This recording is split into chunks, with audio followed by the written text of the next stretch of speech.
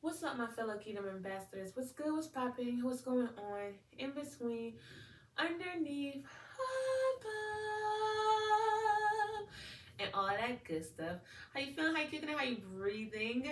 The moral of the story is poochow, poochale, sweet baby. How you doing? If my face is new to you, what's up, Pooh? My name is Beautifully Yasmin. I am a daughter of the Most High God. Pearl of shirt, a king's daughter, point blank in the period. I am a content creator. I am a YouTuber. I am all of that and above. Great.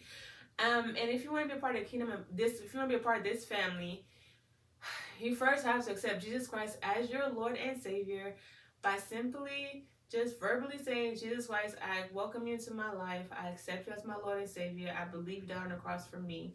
I surrender my life to you. Now, there is also a prayer, like a scripture base in the comments, in the description, and that is more, yeah.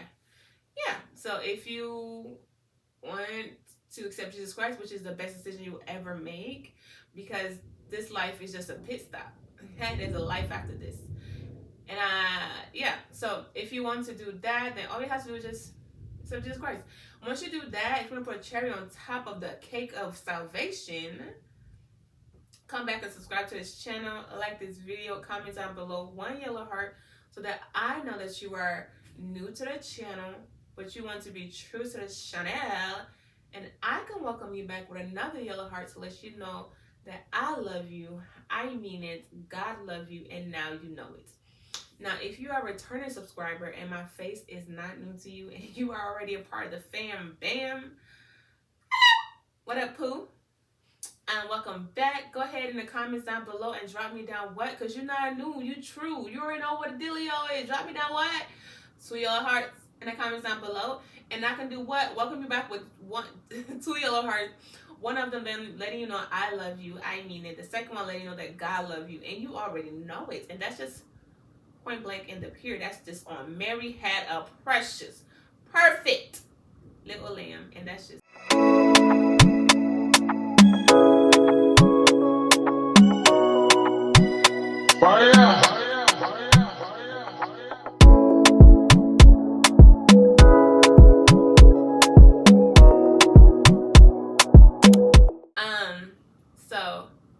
Because God is good. All the time, God is good. Because without his son, I won't be here.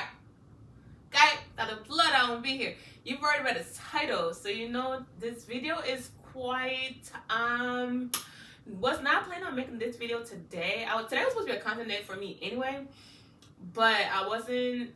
It's like currently like, I only got my phone. My phone's over there. It's currently like, I think about to be 12 something at night, and yeah, let me grab my phone real quick because my alarm is gonna go off in a second. So it's currently 11:42 at nighttime. I was legitimately just like chilling with God or whatever, and I was watching this video, and then God started speaking to me about it and asked me to do this video. I knew at some point I was going to do this video, but I just didn't know I was going to do it today or so soon. But yeah, I got some tissue, some paper towel, because I know it's going to be a little tear jerker, and I got my water, so yeah, we're all ready. All right, so today's going to be a cute little like story time testimony. So it's going to go on both of my channels, on this channel and also my story time channel, which is Beautifully as Me. So I may break it up, so like part 1 will be on here and then part 2 will be on there. I don't know how God want me to do it, but we'll see. So however, let's get right into it. So okay, I'm gonna give you a bit of a background about my family. I grew up when I was younger. Okay, I don't know how I'm gonna start this, Lord. Okay, so my mom was my father's, and these are like my biological family that I am about to talk about. My adopted family doesn't come into like later play, but like majority of this is really just biological family. So my mom worked for my dad and my dad's family, which is my family, but you know, for the sake of this thing, just follow me. My mom worked as a maid, and this is in Africa.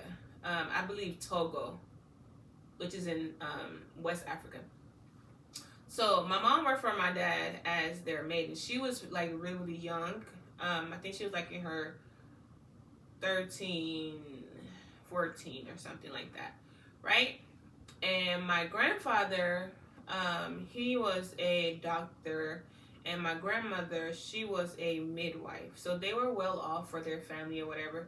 And my grandpa was also involved in like the civil rights movement and stuff like that for in Africa. So she was working for them. And my dad was like, I think he was definitely older than her, but not like older. Like, I think he was probably like, he was in his teens too, because he was in school. So I'm telling it from what she told me. Yeah. So she worked for them because her mom died, and her dad remarried to her stepmom, and her stepmom didn't really get along like that. Her stepmom didn't get along like that. So she didn't really stay with her dad. She ended up getting a job instead of going to school. And I honestly don't know why she didn't go to school, but she ended up getting a job, and that's how her and my dad met. Now, my mom told me that my grandmother was really nice, but she was also she was really mean to her. And usually, like, I believe, like, typically, that's really how, like, a maid and employer, I'm pretty sure there's some nice people who had like maids and were really nice to their maids, but in my mom's case, that wasn't the case. So, but she said that my grandma was really good with like my uncles and stuff like that, and my dad, like, she was really a great mother. She was like a great wife. She was great in all of that stuff. I don't know what's going on right here, so we just gonna ignore it. So basically, I don't really know how it happened, but she got raped by him in Togo. She didn't get pregnant, but then they ended up having to flee to Ghana, because remember I mentioned my grandfather was fighting for civil rights of people, and because he was doing that, him and his entire family was put on the exile list to be beheaded, to be unalived. And one of the people who knew about it was one of his patients or something, like, I think it was like one of his patients. And then they ended up giving him a heads up, like, hey, your family, the president is aware of what you're doing, and they have you all on the list to be unalived. So you need to like go and hide him. So that's how we ended up. At this point, I wasn't alive yet. Well, I don't know. I'm fast forwarding. Pause. Okay. So they went to Ghana. This is just because of no reason. The unalived part is not here yet. They went to Ghana for some reason. I'm not sure. And he raped her there again. So she said he raped her, I believe, 2 times. The first, a couple of times, but I guess probably 2 or 3 times. I can't remember her specific what she said. But the third time, the one that she actually got pregnant by, was the one in Ghana. Okay? Now, she was a 14-year-old little girl trying to work, get her money, and she also said that like they didn't give her money like they were supposed to, whatever. My grandfather and them, they didn't pay her like they were supposed to. So, she got raped. Nobody knew. She ended up getting pregnant. She ends up going back home to her father, letting him know. He comes, and he confronts my grandfather. I mean, he's my grandfather too, but like I don't know him like that. Like, I knew him when I was a baby, but I don't know him like that. So my mother's dad came and confronted my father's dad, and they were like making it seem like as if she was a fast girl, and that she was just out here with Tom and Harry and whatnot. And my mom's mom wasn't confrontational at all. They just, he was like, okay, cool. Well, once the child is born, we'll find out, or something like that. Or he just, I guess he was just like, he would take care of me or something. So they never paid her. They never compensated her for her work. And then also denied her pregnancy, which was me. So now she goes back home to live with her dad. And fast forward to I'm born, and she's been taking care of me for a while now. I think she said I came up to like 3 years old. She's been taking care of me. Anytime she took me somewhere, people were like, I guess, enamored by me and my personality or whatever. So they always, she would say like she would leave the house broke, but she would never come back broke. And I honestly think that's just the favor of God that was upon my life, that was a blessing to her in return. Because honestly, I can't even say that because I'm grateful that she did not unalive me because of circumstance of which she conceived me. You know what I'm saying? So I thank God for that. And I think because she didn't do that, God placed favor upon me, and the favor that was upon me also like helped her.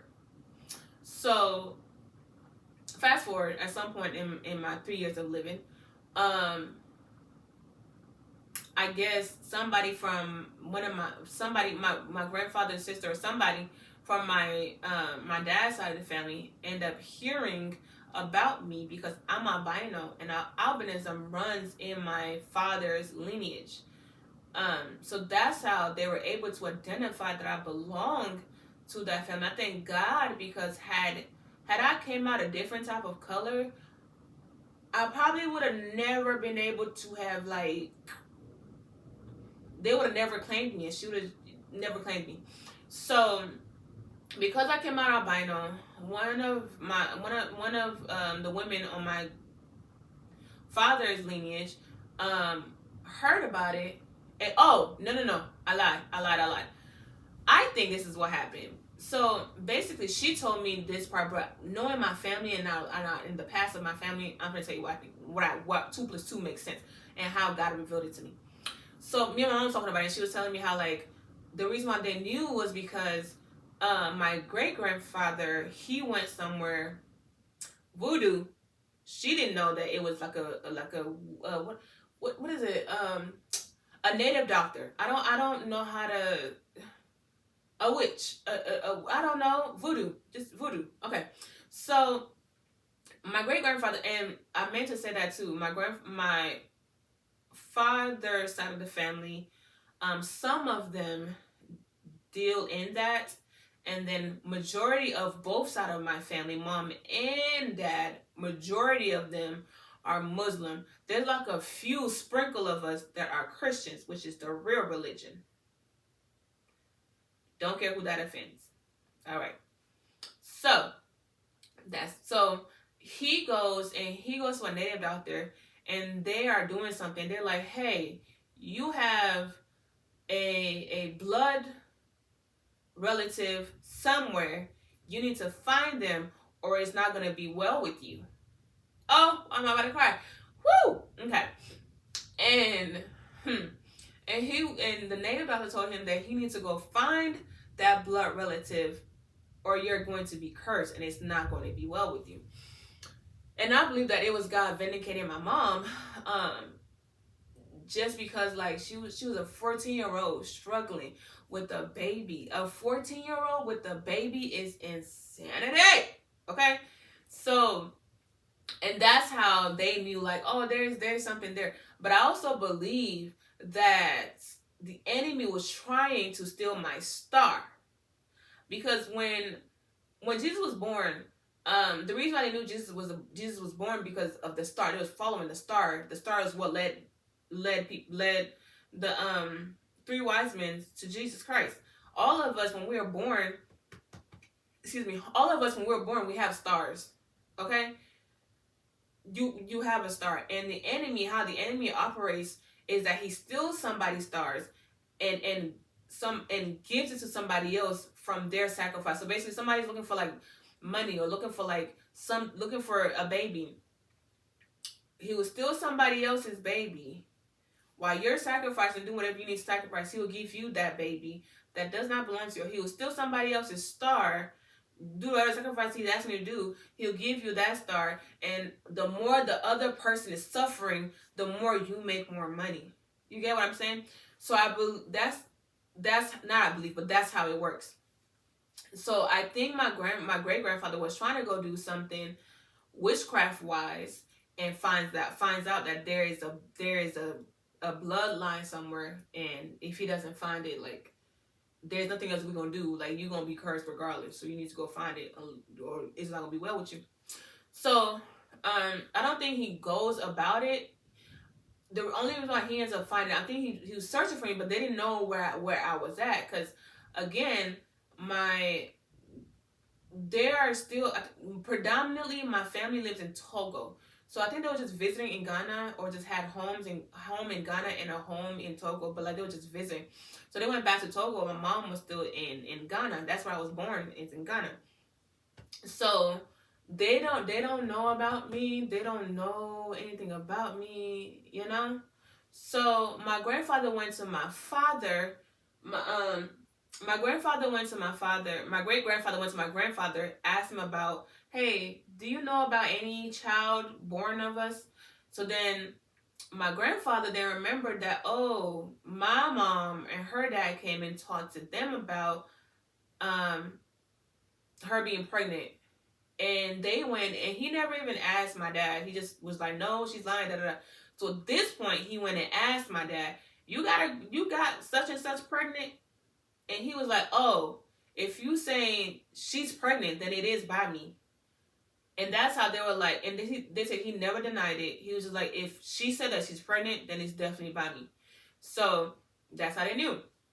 But they still didn't know where she lived. So at some point, my great aunt or great aunt, I don't know, she ended up hearing about me because my mother's sister lives near them. I think she ended up seeing me or hearing about me, but I think she saw me or something like that. And my mom said I went to her and was like, hey, you're my family. Now, I've never seen this lady a day in my life. Don't even know anything about her. My mom said I went to her and was like, hey, you are my family, da da da. I was just talking to her or whatever. And the lady was like so enamored by me. And again, favor of God, okay? So, boom, pop, pop, pop, boom. She ends up becoming friendly with me, my mom, and all of that stuff. So we're going to fast forward. One day, my mom was going to go to Lagos. And Lagos is Nigeria. Nigeria, Lagos. It's all in Africa. Okay? Geography. I don't know geography well, but I know Africa. Well, no. I don't know Africa well either. But I know the things that are close. Well, we're not worried about geography. Lagos is in Africa. On the west side. Alright, that's all you need to know. So she was gonna go to Lagos, and you remember how I was saying that, like, people got, every time I meet people, every time people see me when I'm with my mom, they get enamored by me, and they're like really fixated on me or whatever. So she was gonna go to Lagos to go get something. I'm not sure. And my great aunt on my dad's side, she advises her like, hey, don't take her there because someone could try to steal her from you because she's such an, like, people gravitate towards her. And somebody could try to steal your baby from you. And then I also believe, like, in Africa, if you're albino, back in the day, I don't know if they still do this, but, like, they will, like, they feel like you're, like, I don't know how to explain it, but, like, they will cut limbs off. Like, I would have been a sacrifice. I would have been unalived, and they would have used my body parts for, like, because they just believe, like, I'm just such a unique creature or something like that. I don't know how to explain it. So she took that advice and she was like, okay, so I'm going to leave her with you. Just watch her for me while I'm gone. When I come back, I'm going to come pick her up. Me. When she come back from Lagos, she going to come pick me up. Okay? So she left me and my auntie. I was with her for a little bit. By the time, my mom wasn't going that long. By the time she came back to come get me, my grandfather and my father then came and snatched me up. Okay? Mind you, she's unaware of any of this stuff going on while she's in Lagos. I think she said she was only gone for like 3 days. Okay? If that. They came and snatched me up. And she was like, she's been looking for me. She's been looking for me ever since.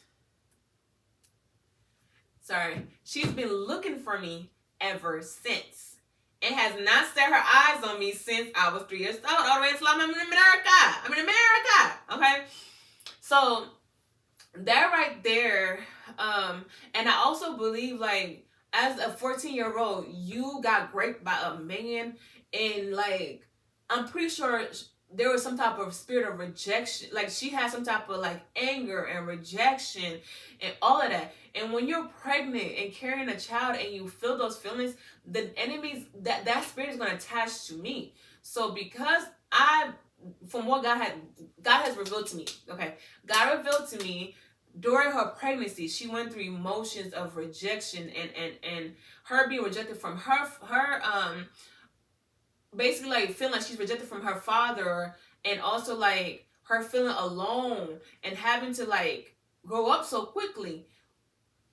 Those spirits attached to me when I grew up. And then also on top of that, as a parent, you have God gives so much God gives so much power, so much authority in your hand over your child. How you love them, how you care for them, ultimately builds up their identity and their self-worth. And I grew up wishing I had a mom because my dad was not a good father to me at all. He did the essentials: keep me alive, teach me about God, pray together, we fast.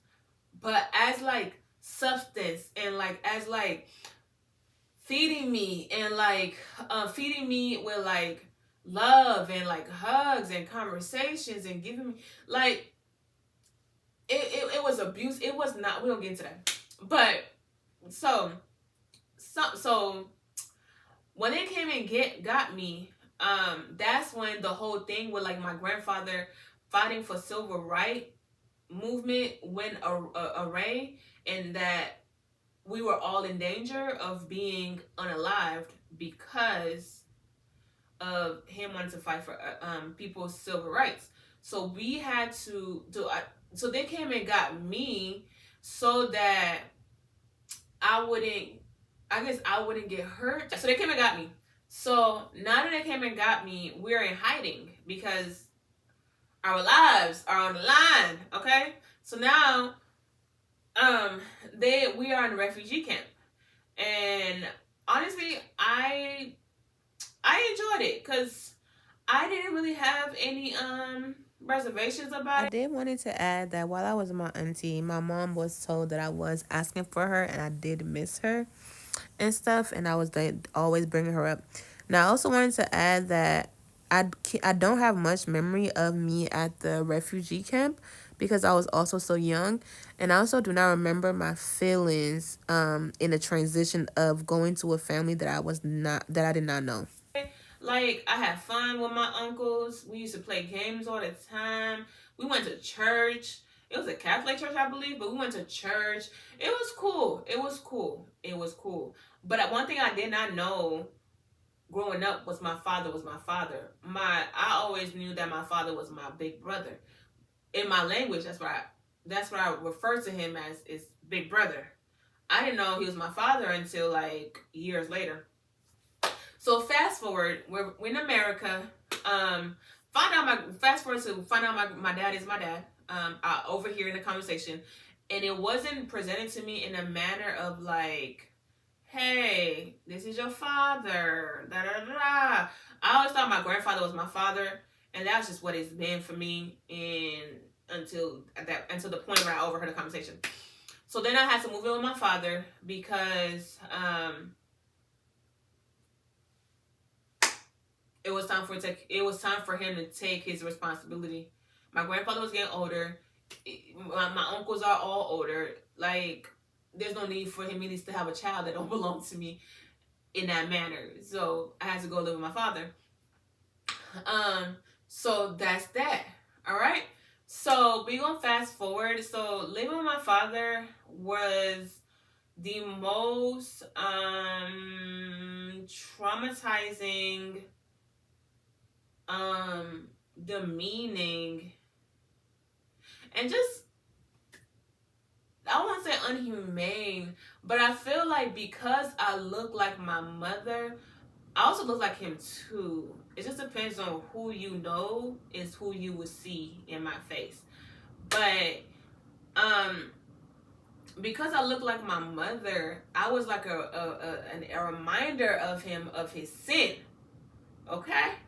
Of his sin daily. So I feel like he would take his anger out on me in manners that, like, I wasn't a perfect child, but I also wasn't deserving of like the punishments that I also got. You know what I'm saying?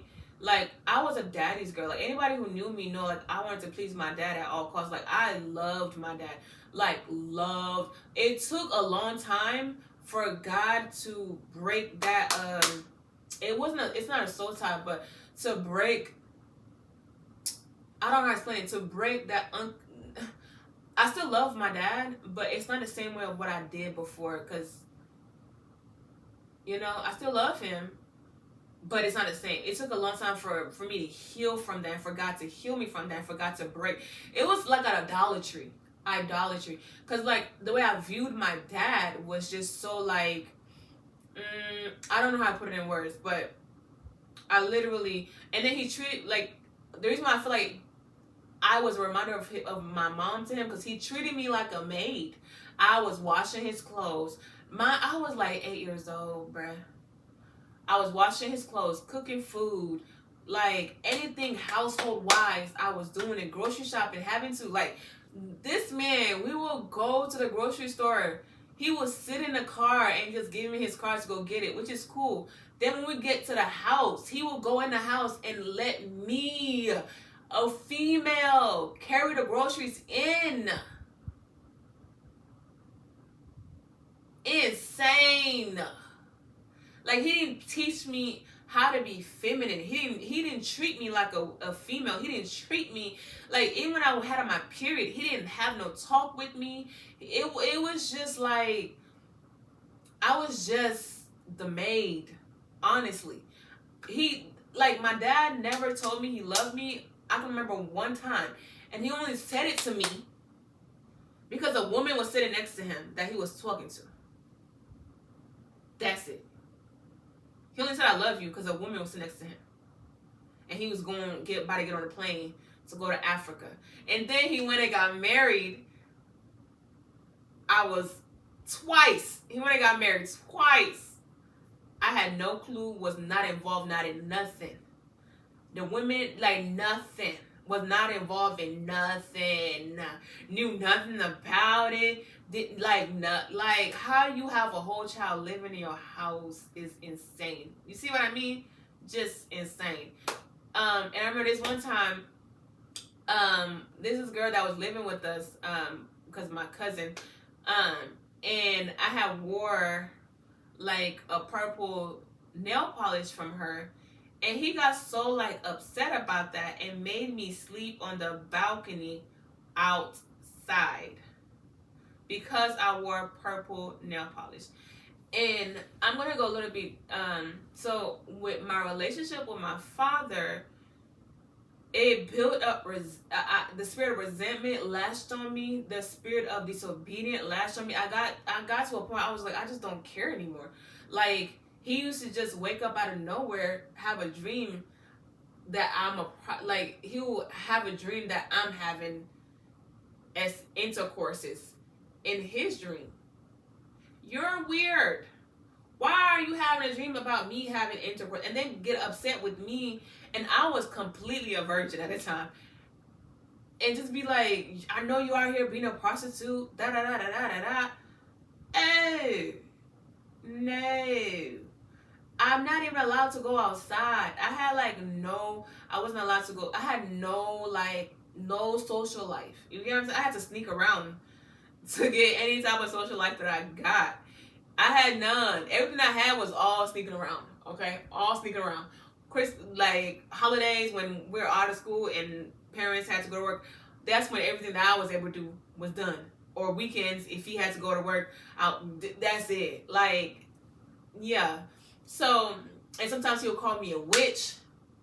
Some, like, it was just like, so it was verbally abusive, mentally abusive, physically abusive. It just was just like I don't know. But now God has shown me how he was with me through it all. So let's get back into the story. So while I was with my father, one night I was watching TV or whatever, and it was like a late night, I think. I was watching TV or whatever. I don't know where he was at. I don't know if he was home or he was, I don't know. But I ended up stumbling upon Corn Channel, okay? And I remember this, it was called like Obsessed. I remember that's what the name of it. And it was about like this white girl and a white girl and a white man. And like they were just like they're doing the thing, okay? Just doing it, okay? It did not really, like, I like the storyline. I didn't really care for like the other side. It was a storyline for me that I was like, oh my gosh, this is so cute. And that was my first interaction with Corn. Fast forward years later, high school, now this is where my sister, because I only have me and my sister and my sister's cousin, who was like a cousin to me, but like we were also like really, really close friends. Really, really close friends. Like she was, yeah. But my sister's cousin, we were in my room talking. I think it was me, her, yeah, it was just us three.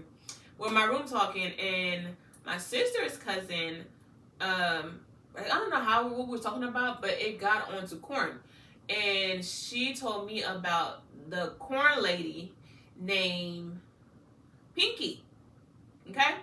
And showed me the video. And I was just so like, I wouldn't say enamored, but like, I was just like, that booty big. What's happening there? What's happening there? So, that was seed number 2. All right. Now, when I went into, and now, before the whole Pinky thing, there was a point in my life where I went into foster care because of abuse.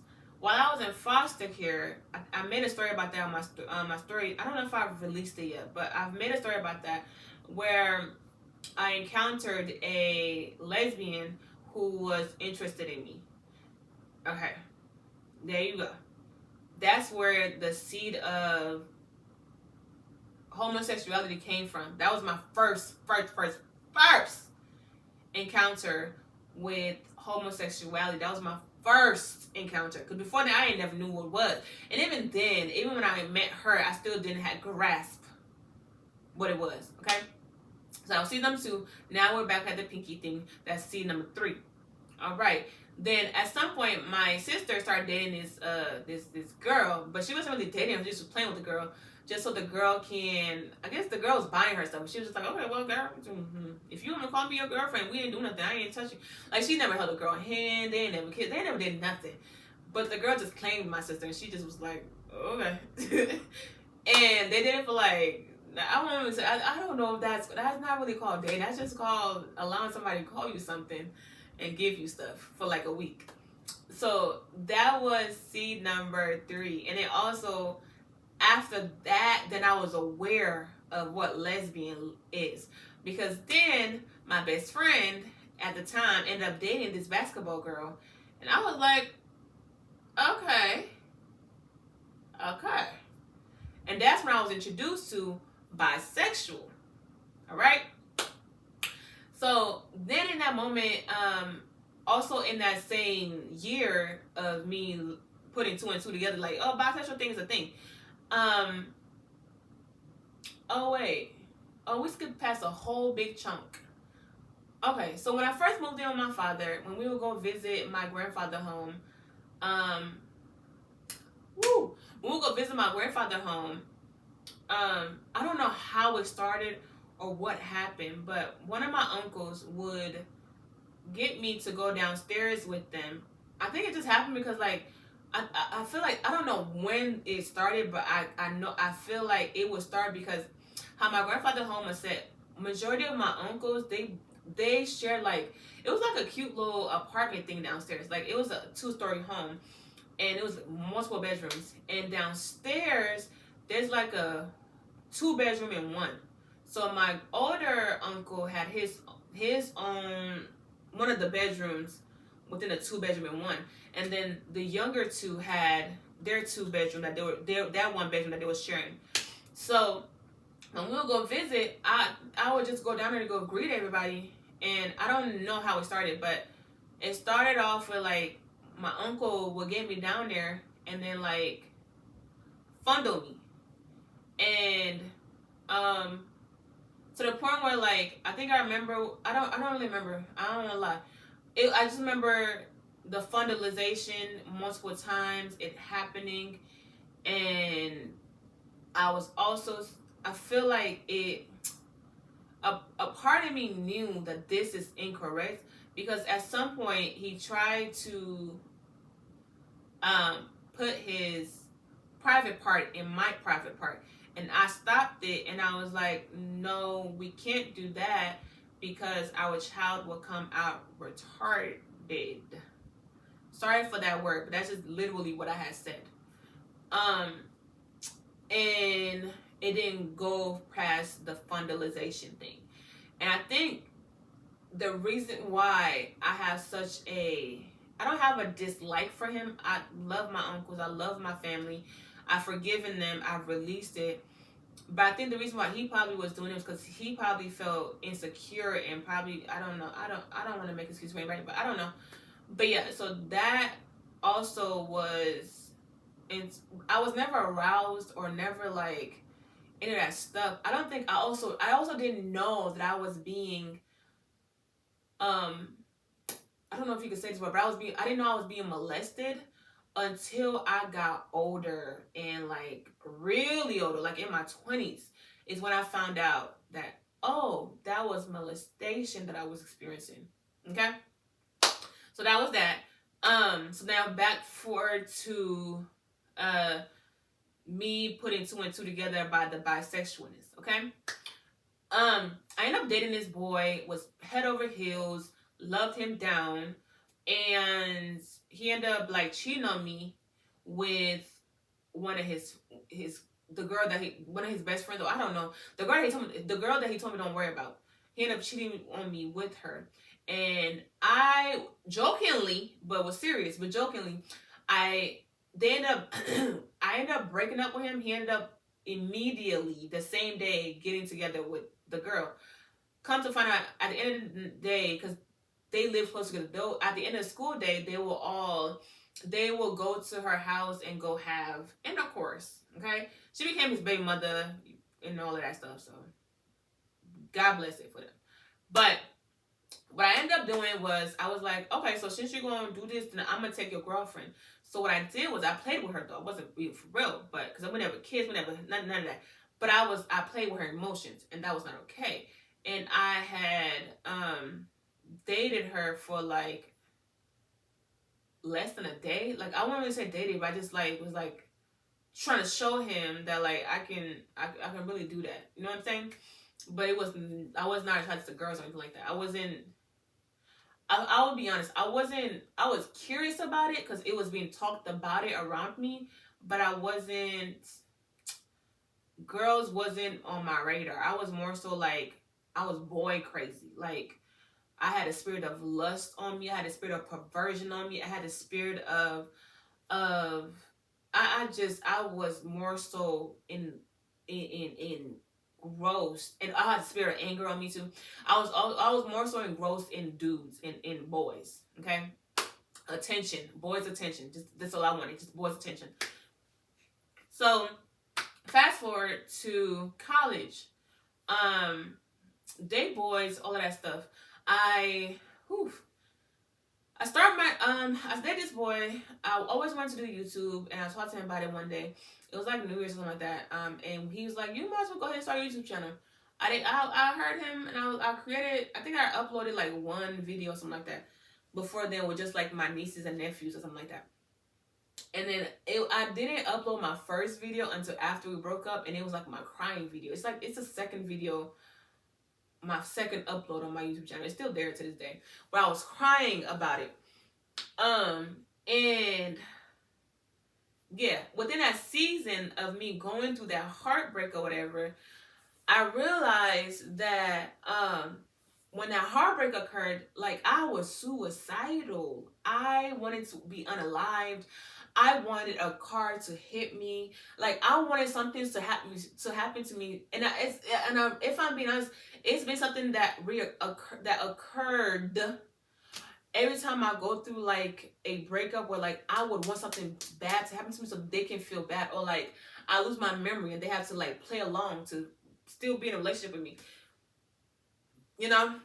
But I would get like super like depressed and like down about myself. And also growing up, I had insecurities. Like, I did not love myself. I did not care for myself. I validated myself through friendships. I validated myself through dudes, and the dudes that I spoke to were so beneath me.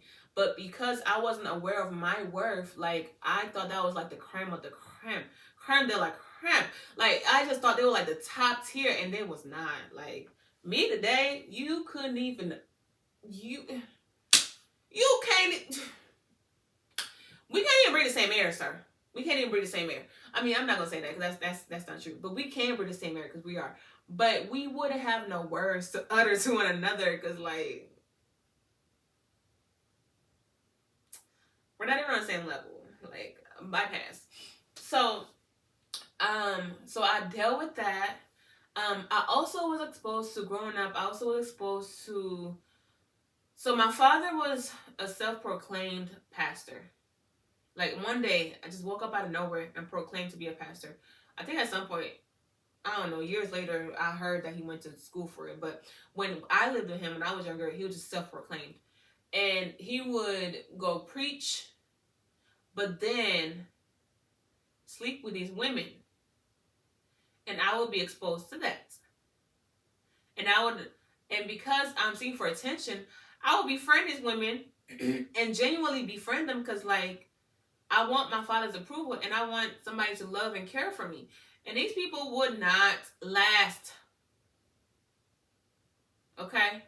Not last.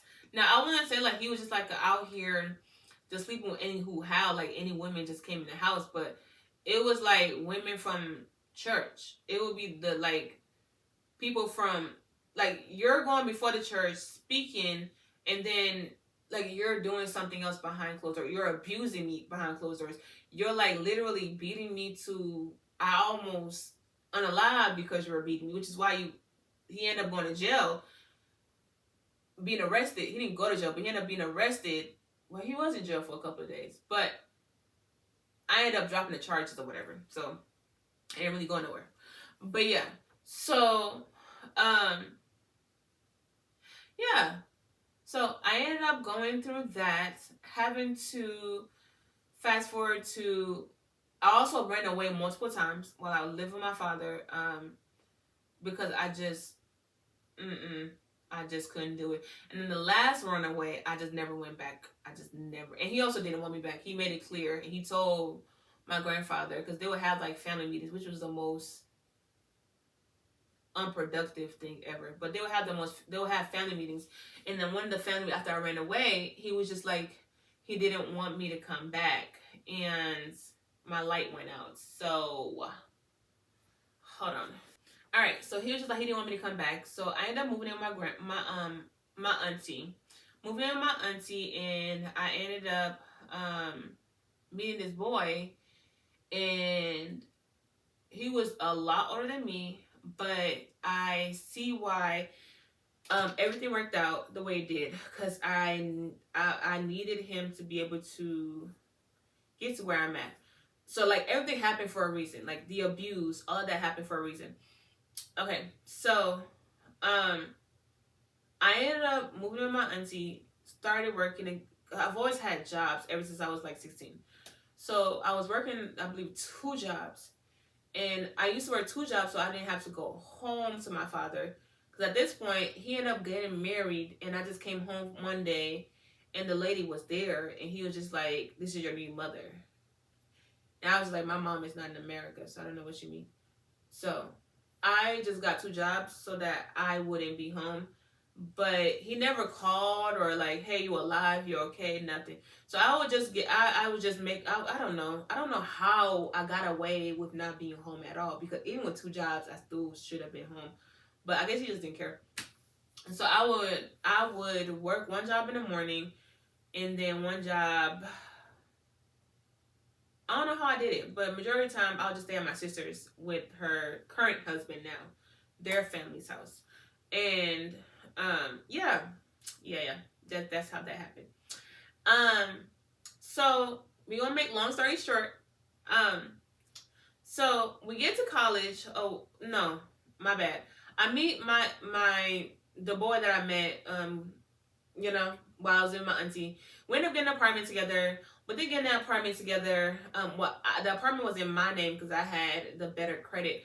But his dad was actually wealthy, and he's the one who, like, I would, wherever I didn't, because I worked 2 jobs, and he worked 1 job, and he was like way older than me. And at that point, I was unaware that, I guess, I don't know, because he was so fine, and I was like, I just can't believe that I'm with such a fine man. So like, I just took whatever and just like took care of a grown man at 18. Even his dad told me, like, in front of him, like, you don't want to be with my son. He's no good. Like, he's not good. Even his sisters was like, he gonna use the money to go get some tree. Like, you don't want to live with him. You don't want to be in a relationship with him. Bypass all that. I was just like, it's me and him against the world. We end up getting a place together. It ended up not a good idea, but it helped me grow. It helped me find somewhere to land. Before we got the place together, we were living in the car, because at this point, while I was with my auntie, I ended up getting thrown out of my auntie home, and that one was strictly my fault because I was lying to her. I was with my boyfriend at the time, and so it was me. I wanted to sleep over my boyfriend's house and told her like the train shut down or something like that. But she also was the same person who was like, oh, you pay bills here, so if you wanna, if you have somebody, you can just let me know. And when I did, it was a problem. So I was okay. Well, I might as well lie. Okay, might as well go ahead and lie. So I did, and I got thrown out, and it was cool because I could just stay with my boyfriend. Okay. That was fine. The only thing I came, got my documents. She wouldn't let me go get my clothes or nothing. She gave me like my documents and stuff like that, and that was it. Like my social security and stuff like that. But like would not let me go get my clothes, which was like insane. But God bless it. So me and him, we ended up living with because he was living with roommates, and I ended up moving in with them. But I don't know what happened where he got kicked out, and we started living in cars. I ended up having to stay with one of my exes, and he was cool with it, but like for like a night, and we would do hotels until we got we'll do hotels. And then one of his friends, who was a female that was a fresh divorcee, had a house, and she allowed us to live with her for a couple of weeks or months. I can't remember. And then also we'll hop like through one of his other friend's house, just stay there for a couple of nights and then move on. But we ended up living with one of his friend who's the first divorcee. We lived with her for like, I think a month or something before we got our place. And within living there, this man ends up getting STD. Okay? And this right here should tell you how young I was. Okay? I was not experienced in no, and to this day, I'm still a little bit naive when it comes to certain things. And I thank God for that, because God protected a sense of my innocence. So, yeah. So he ended up getting an STD. He was like, gray stuff was coming out of his private part. And I was just like, what? What? This is like, what? This is above me. I've had a UTI when I was like younger, like just because I only had one UTI when I was younger, and I knew how I didn't like it. Okay, like I didn't like it, and I was scared. And I wanted to go to the hospital. My father just did not care to take me to go get checked out. So I called my sister to ask her what I do, and she told me to drink her cranberry juice, and that's how it cleared out. And mine wasn't because of interaction, because I wasn't doing that. It just, I don't know what happened down there. So he told me he has great stuff coming out. We go to the hospital or the something for him to get checked out, and he get prescribed some medication. And he, like, I have no symptoms of nothing, okay? No symptoms of nothing. So I'm like, so how you got something and we're only sleeping with one another? I don't understand. And I don't got nothing. And he was like, and oh my God, I can't believe I believe this. And he was like, I may have caught it from the sheets. And my dumb behind, I was sleeping on the same sheets. And my behind, my little naive self, believed it. Believed it. Oh my gosh. Yikes. That man was sleeping with that girl. Okay? Bruh, not even to this day, but like years back, I would ask him about it. Even after we broke up, years back, I would ask him. He would be like, nah, I've never cheated on you. Man, please. Man, please. You were sleeping with that lady. And it's okay. It's not okay. But like, just be honest. Even after the breakup, bruh. Years after the breakup, he would still be like, nah, I ain't never cheated on you. I don't even know how that happened. Operating truth and decency. Operating truth and his spirit. Okay, so while I was with him, God spoke to me. And God was like, okay, so we had like 3 accidents back to back. One was like, it wasn't really raining hard, but it was raining a little. It was like wet floor. I do want to add that this car was a rinky-dink, like a rinky-dink, okay? And I also told y'all God spoke to me, but I never told y'all what God said. God told me that if I don't leave him, I will die. And that's when the accident started. And I also had a dream one time too, but I'll mention that in the continuation. It was a warning from God about this particular relationship. And he slid, like the car, he tried to stop the car, but like the car like slowly slid and hit rear-ended the person in front of, but it was like it just slid, like it was like a slow thing. I was like, okay, that was the first one. I was okay, well, wet floor. Second one, a couple of days later, we're going to work. Nothing, no one is on the road. Out of nowhere, the car just like starts going in circles, like just out of nowhere, just circles. Okay, ended up on the side of the road. I'm like, okay, what's happening here? All right. Then the next one, I think something happened with like the brake, and it would not brake. I can't remember what the third accident was, but it was something that it was traumatic, where like for